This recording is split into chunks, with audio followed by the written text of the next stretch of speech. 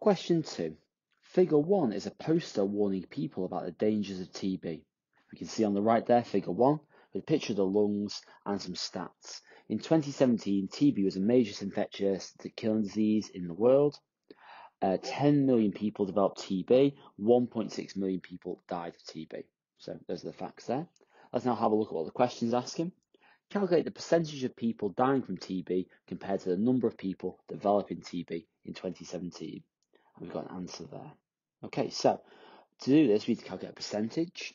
So to do a percentage, we do the number of people who died of TB over the number of people that developed TB. Now, we could use the millions there, as in we could do 1.6 million divided by 10 million. However, it'd be simple, is as they're both millions, just to do 1.6 divided by 10. So we do 1.6 divided by 10, and then to calculate a percentage, we do times 100. That then gives us an answer of 16%. That scores 2 marks available for this question. Now for part B, we're told that in 2017, 0.9 billion people had both TB and HIV.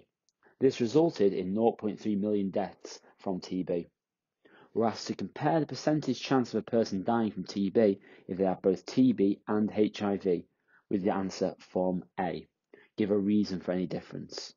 So we need to compare those stats there to our answer from part A.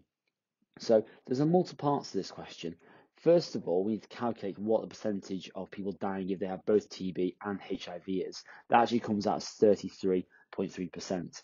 We do that by doing 0.3 million divided by 0.9 million times 100.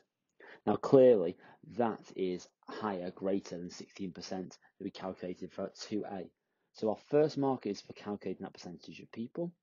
Then we need to say there's a greater risk of dying of TB than if they did not have HIV. So essentially having HIV massively increases your risk of dying if you then contract TB. Now, we refer back to the question, we can see we're asked to give a reason for any difference.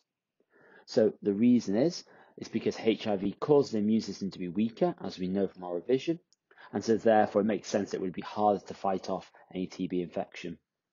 So we can see there, not only have we done the comparison that the question asked us to do, but we've also used our biological knowledge to give a sensible reason for any difference.